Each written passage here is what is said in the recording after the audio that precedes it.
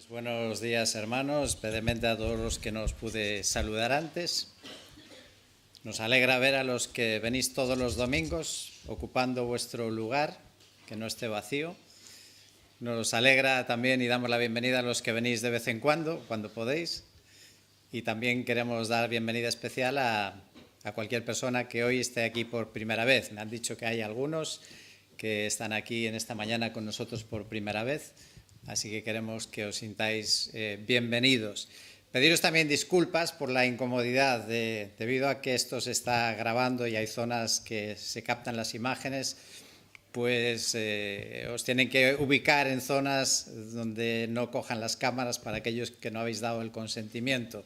Y comprendemos que es una molestia, una incomodidad, os pedimos disculpas, pero queremos respetar también la intimidad de las visitas. Así que por eso es que tenemos que pasar por esta situación.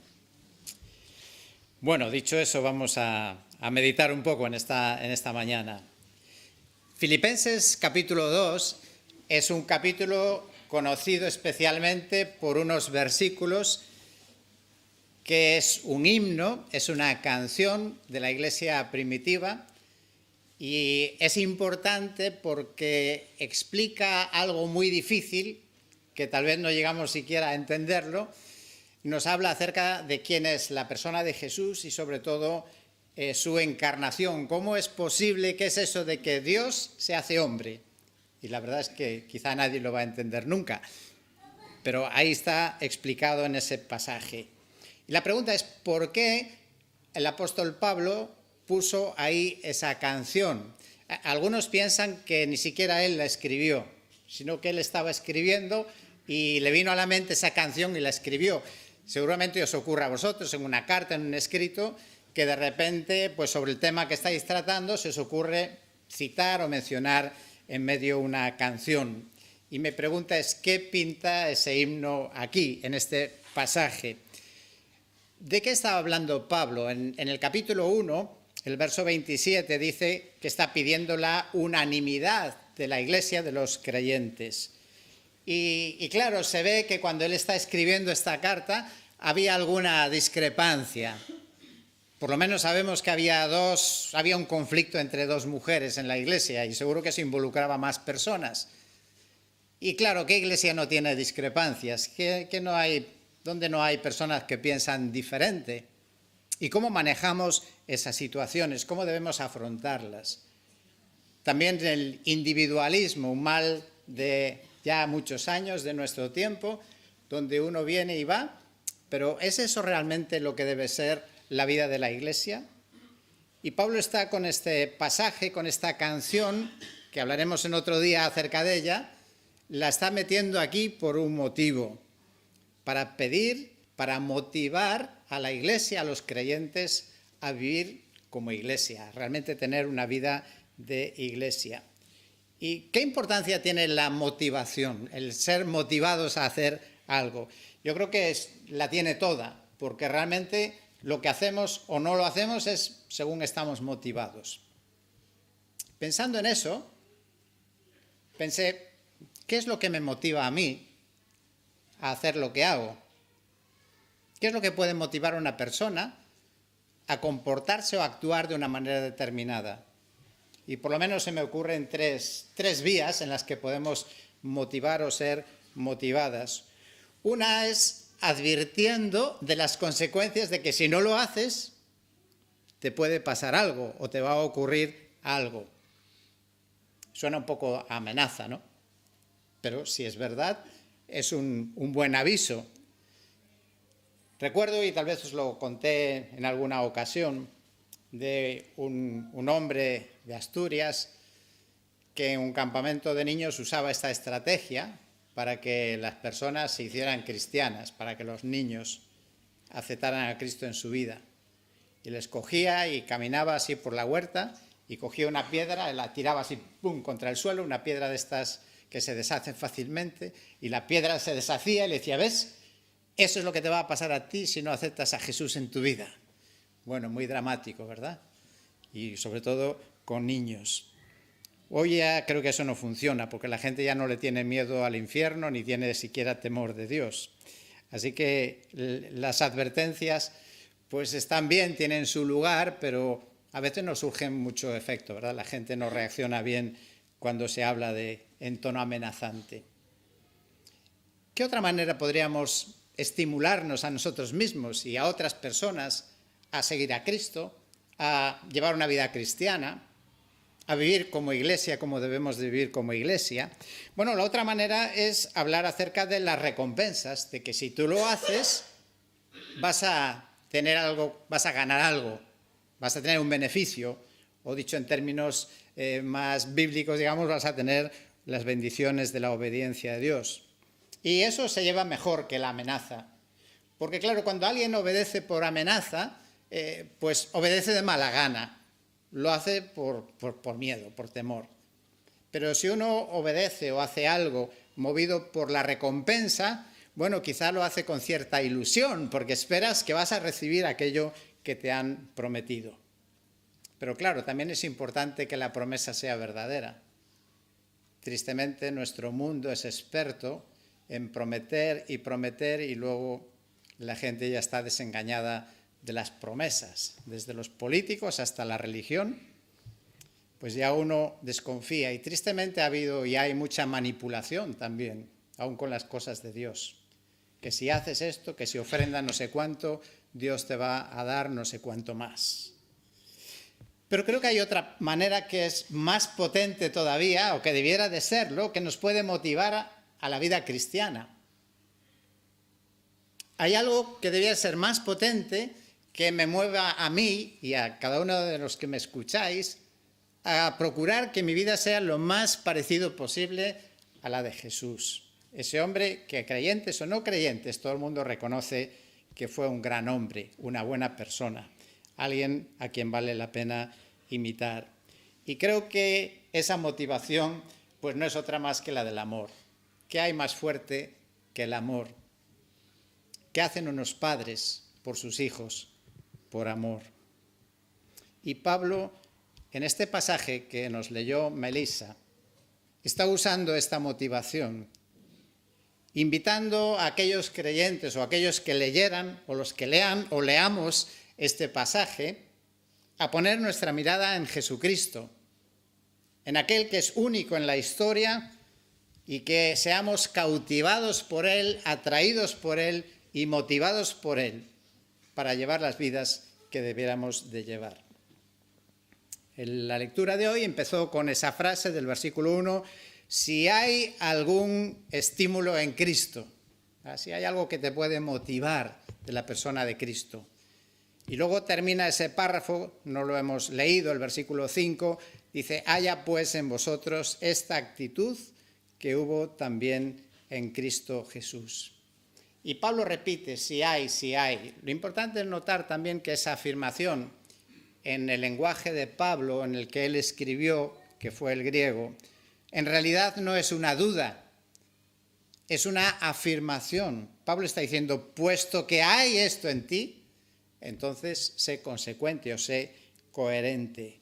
Por lo tanto, en la lectura de hoy, esas frases que hemos leído, que son prácticas también para nuestra vida, Pablo no habla de posibilidades, sino habla de realidades. Si eres un verdadero creyente, eso es lo que debe ser tu vida. Y dicho eso, quiero mencionaros en primer lugar las motivaciones para la unidad, la unanimidad en la Iglesia. Dice el versículo 1 que la primera motivación es Cristo mismo. Dice, si hay algún estímulo en Cristo. Y yo quiero invitarte en esta mañana, y yo he venido con este propósito también, es de mirar a Cristo. Si pudiéramos, no lo hagas Isabel, apagar las luces, quedarnos a oscuras, cerrar nuestros ojos y mirar a Cristo. ¿Qué podemos ver en la persona de Cristo? Mira al Hijo de Dios, hecho hombre, que deja la gloria por amor a ti. Mira al Hijo de Dios que nace en un pesebre donde comen los animales. Mira al Hijo de Dios que siendo el más grande es un humilde carpintero por amor a ti. Mira al Hijo de Dios que vive en este mundo, siendo el dueño de todas las cosas, sin posesiones. Mira al Hijo de Dios burlado y despreciado por amor a ti y a mí. Mira al Hijo de Dios humillado y crucificado, muerto por ti. Mira a Cristo en esta mañana. No me mires a mí, no mires a los que estamos aquí. Miremos a Cristo. Su entrega por ti, por mí, ¿no nos motivará a que nosotros también tratemos de imitar ese espíritu de amor y de entrega hacia los demás? En segundo lugar, dice Pablo, si hay algún consuelo de amor, es decir, la motivación del amor de Cristo, no solamente la persona de Cristo que debe cautivarnos, estimularnos y motivarnos a tomar su ejemplo, sino mira también el amor de Cristo.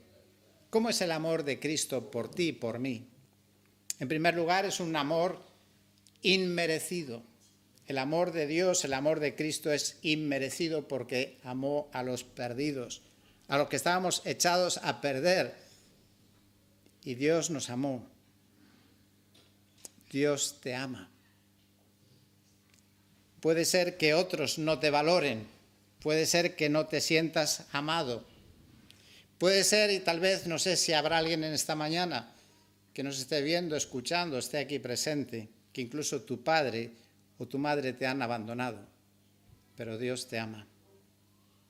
Puede ser que estés pasando incluso por una situación de ruptura, en un matrimonio, una pareja, noviazgo, y te sientes mal, te sientes rechazado, te sientes despreciado, te sientes que no te han valorado.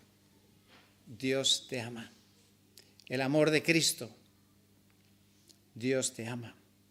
Y Dios nos ama y por eso ha preparado una familia para ti. No solamente que Dios sea tu padre, tu amigo, tu compañero de viaje, sino también para eso ha puesto otros creyentes a nuestro lado, para que sea nuestro consuelo de amor. En la pandemia se hizo muy famosa una canción titulada La bendición. Y quiero leeros unas líneas de esa canción y luego os vais a sorprender, bueno, seguro que ya si la conocéis no os sorprende, la repetición de dos palabras. Dice esa canción una parte que se repite: su presencia te acompañe donde quiera que tú vayas, que te llene, te rodee. Va contigo de mañana y de noche, en tu entrada y salida, en tu llanto y alegría. Él te ama, Él te ama. Y ese Él te ama lo repite 8 veces multiplicado por 3, porque se repite 3 veces esa estrofa. 24 veces el mensaje Él te ama. ¿No nos motiva el amor de Cristo?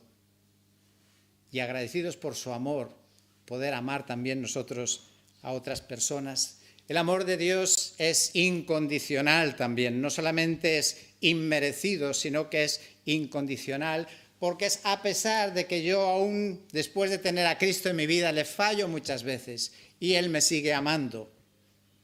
A pesar de mi infidelidad me sigue amando. El domingo pasado se enfatizó una idea y con una canción, ¿no?, de que nada nos separa del amor de Cristo.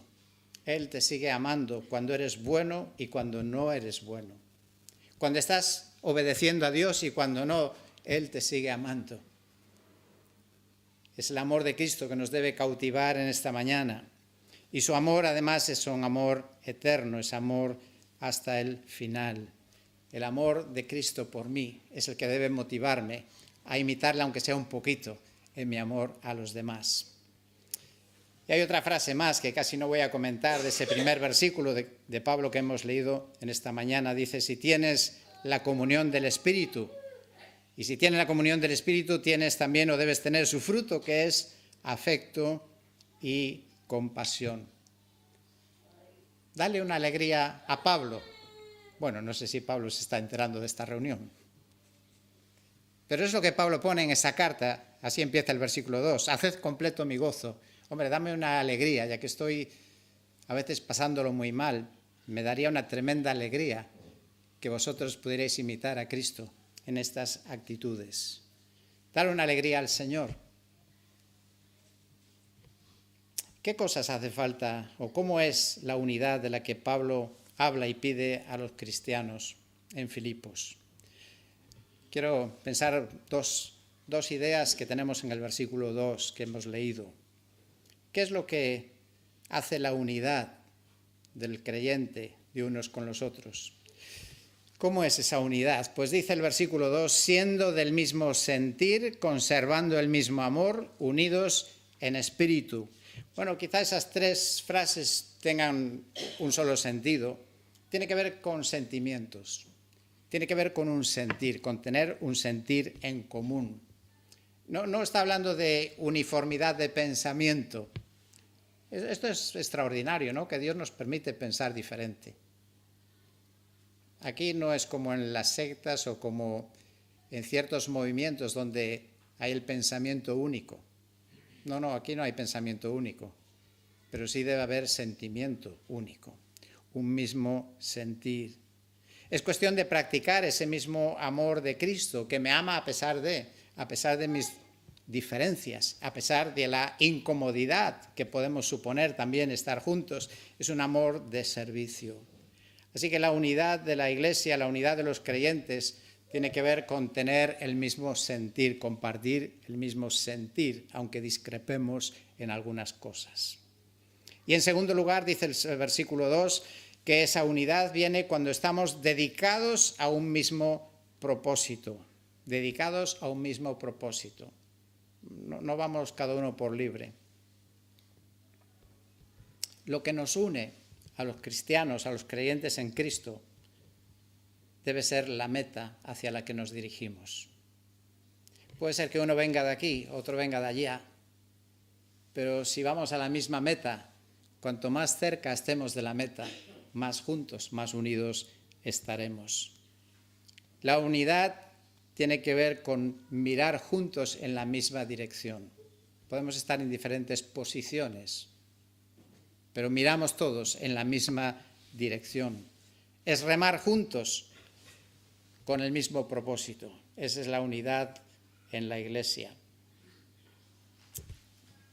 La manera de hacer las cosas puede ser diferente, pero tenemos el mismo propósito. Y permitidme que os sugiera 4 propósitos por los que remar juntos. En primer lugar, para honrar a Cristo. Cristo y Dios, como padre de familia, se alegra cuando su familia, cuando sus hijos se juntan y honran a Cristo, al Hijo que dio su vida por nosotros. Otro propósito de la Iglesia para trabajar juntos es proclamar a Cristo, que otros conozcan a este hombre tan extraordinario, pero no solamente para imitar a alguien extraordinario, sino porque en Él está nuestra salvación, en Él está el remedio a nuestros males, en Cristo está la vida eterna, en Cristo está el consuelo, en Cristo está la esperanza, en Cristo encontramos propósito para vivir. Otro propósito de remar juntos es procurar la salvación de otras personas, porque esa es la pasión de Cristo. Fíjate, Dios amó de tanto al mundo que dio a su Hijo, lo envió en misión a este planeta, un pequeño planeta en el inmenso universo, pero Dios puso su mirada en él y envió a su Hijo porque su pasión era rescatar a una humanidad perdida. Y también nuestro propósito debe ser remar juntos buscando el bien de los hermanos porque son parte del cuerpo de Cristo. Mira a Cristo en esta mañana y que ese amor de Cristo por ti pueda llenarte de tal manera que lo compartas y que amemos a los demás como Él los ama. Finalmente quiero que observemos los versículos 3 y 4 donde tenemos los elementos para la unidad. ¿Qué elementos pueden favorecer o perjudicar la unidad de los creyentes? En primer lugar, el versículo 3 nos menciona 2 estorbos, 2 cosas que son un impedimento, que levanta barreras en la relación de la familia de la fe, incluso en poder alcanzar a otras personas.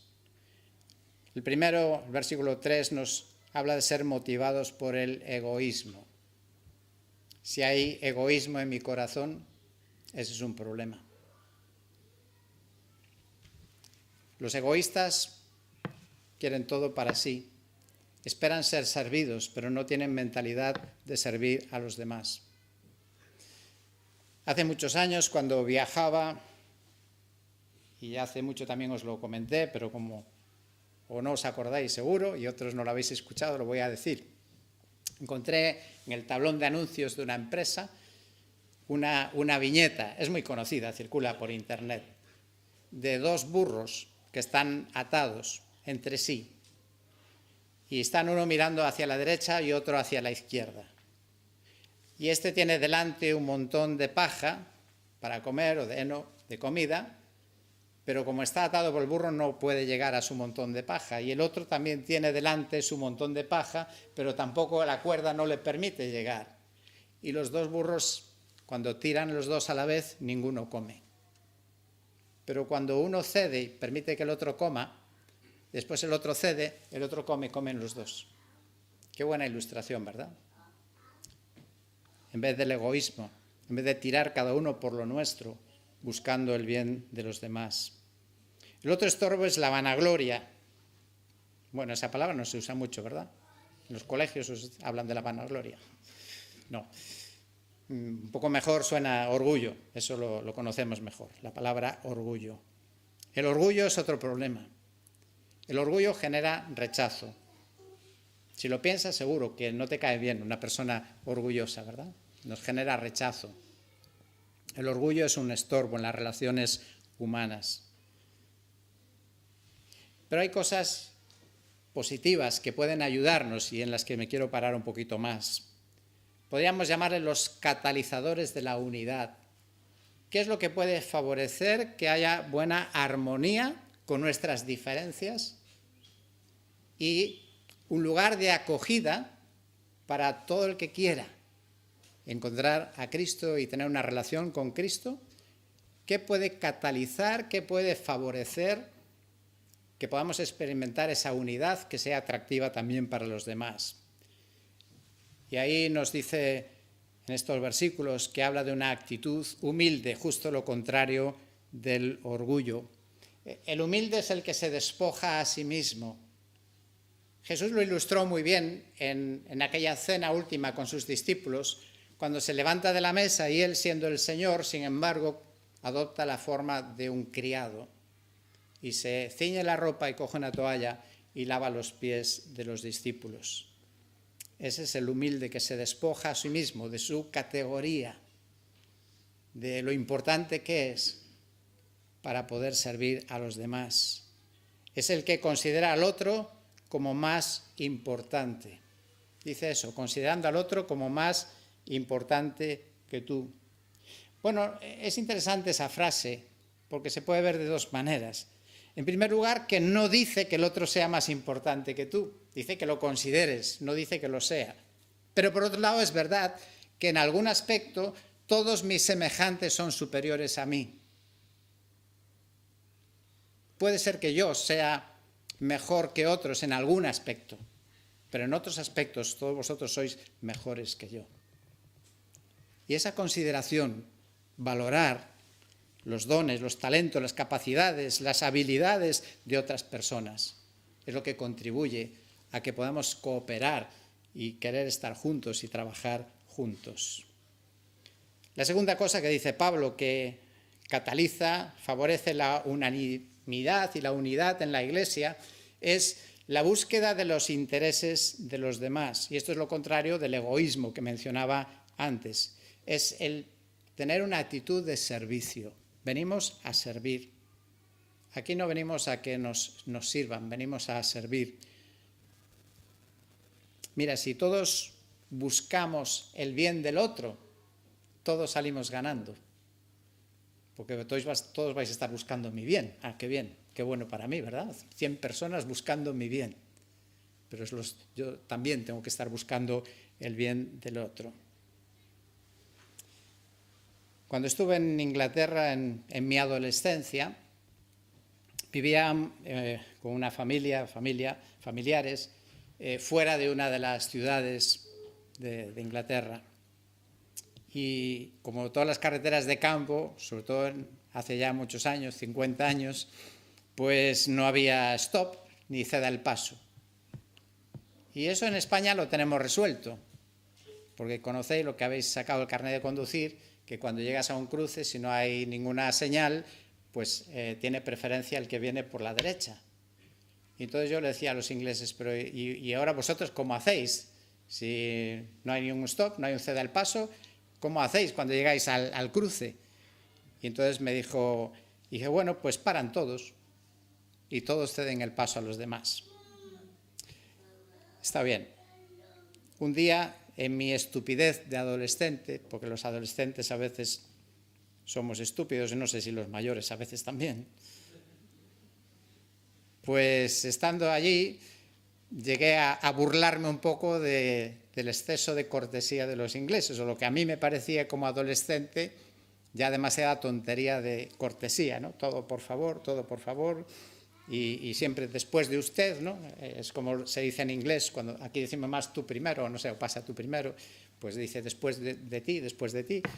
Y llegué a cansarme tanto de esas cortesías como adolescente que dije, mira, los ingleses hasta le piden permiso y le piden perdón a una cabina de teléfono. Y bueno, de esas ocurrencias tonterías que a uno se le ocurren. Buscando el interés de los demás. La unidad viene cuando buscamos eso, todos, el bien del otro. Leí una historia, y casi os la voy a leer porque es mejor que contarla yo, de un encuentro en un viaje de un matrimonio con una mujer joven, encantadora en la conversación con este matrimonio, y de repente la cosa se puso seria. Él dijo que era pastor y la chica cambió radicalmente y empezó en un tono serio a hablar con aquel matrimonio. El motivo es que le empezó a contar que hacía solo unos meses que había estado luchando con el dolor por el abandono, por una separación matrimonial. Pero después de ese momento serio volvió a cambiar su rostro y sonrió y le dijo al matrimonio, no se imaginan lo mucho que mi iglesia ha significado para mí estos últimos meses. Y empezó a hablarles de las diferentes maneras en que los miembros de la iglesia se preocuparon por ella en esa situación. Y decía cómo le habían envuelto en sus amorosos brazos en su momento de dolor. Y el comentario donde lo leí decía, parece que demasiado a menudo limitamos la importancia de la iglesia a lo que sucede los domingos. Pero la iglesia ha de ser mucho más que eso. Ha de ser un refugio seguro, una estación de rescate, un centro capacitador para el servicio espiritual.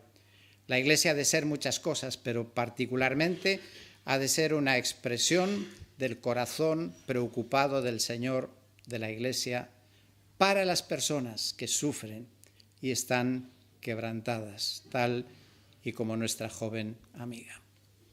Y Pablo me dice a mí, el Señor me dice a mí en esta mañana, en el versículo 4, no buscando cada uno sus propios intereses, sino más bien los intereses de los demás. Hace meses, quizá años, con la pandemia uno ya se desorienta si son meses o son años, pero recuerdo una reunión que tuvimos con algunos responsables de la Iglesia y hablábamos de este orden de prioridades que debe haber en nuestra vida. Y lo que debe ser la prioridad, si queremos llevar una vida que al final sea una vida satisfactoria, una vida útil, una vida que es la que el Señor nos dice que es la mejor. Hay 3 cosas que debemos de poner en orden en nuestra vida. Número 1 es Jesús. Número 2, otros. Número 3, yo. Ahora, pensad un momento en las 3 palabras. Jesús, otros y yo. ¿Puedes visualizar las iniciales de las 3 palabras? Jesús, otros y yo. ¿Tenéis las 3 letras iniciales? A ver, aquí hay gente que sabe inglés. qué quiere decir esas tres iniciales. Joy, alegría, gozo, alegría. Cuando ponemos las prioridades en orden en nuestras vidas, somos los primeros beneficiados. Mira, si los que vienen a la iglesia buscando satisfacerse ellos mismos, probablemente salgan decepcionados. Pero los que ponen el foco en los otros, te digo que saldrán satisfechos. Termino con el versículo 5, que no hemos leído al principio. Haya pues en vosotros esta actitud que hubo también en Cristo Jesús. Y esta mañana tenemos aquí algo delante. Todos los domingos lo tenemos. ¿Sobra? No. ¿Es importante? Sí. Aquí tenemos, bueno, no sé, desde ahí no lo veis, pero sabéis que está. Tenemos pan y vino. Lo mismo que había en la mesa de la última cena de Jesús con sus discípulos. Y Jesús dijo que cada vez que lo pusieran delante, lo tuvieran delante de sí, el pan y el vino, les sirviera para recordar, para pensar, para meditar en la persona de Jesús y su entrega por nosotros. Y seguro que pensándolo nos motivará, nos ayudará a llevar vidas que vale la pena vivir.